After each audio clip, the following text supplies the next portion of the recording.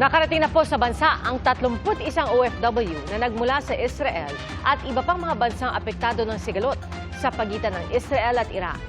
At live mula sa NAIA, saksi si Nico Wahe. Nico? Pia, pasado alas 7:30 ng gabi kanina nang lumapag dito sa NAIA Terminal 3 ang unang batch ng mga OFW na nirepatriate ng Department of Migrant Workers dahil sa kaguluhan sa Middle East.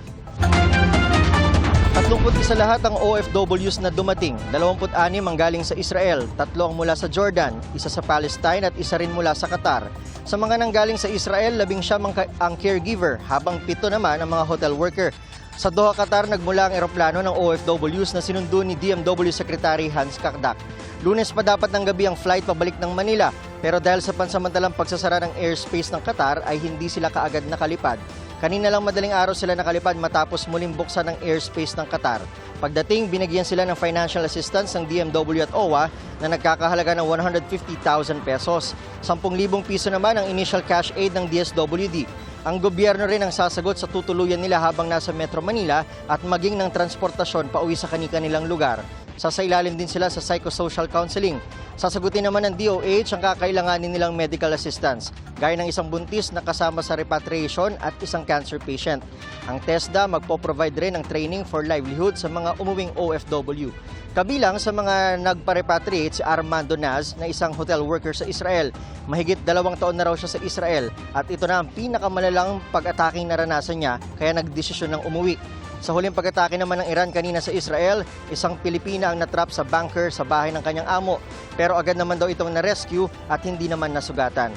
Ayon kay Secretary Kakdak, naka-total deployment ban na sa Israel, Iran at maging sa Lebanon. Itinawid sila from Tel Aviv to the border crossing, the Israeli-Jordanian border crossing kung saan nandun kami. Inatasan ako ng ating Pangulo na doon mismo sa lubungin. Pagdating namin ng Doha, Qatar, naramdaman namin muli doon yung tindi at posible talagang mga komplikasyon. Nagkaroon ng 9-hour delay, pinababa kami ng eroplano, nakaboard na kami.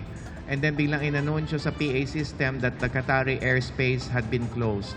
Mas marami kasi yung pinapalipad nilang mga missiles bago yung October 7. Ngayon, mas marami talaga araw-araw. Sa loob ng isang araw, 5 alarms, 4 alarms, ano na yun. Kahimbingan ng tulog mo, mag-a-alarm, bababa ka na naman, pusakit ka na naman. Pag ikaw na nakatira sa 7th floor, bababa ka to shelter.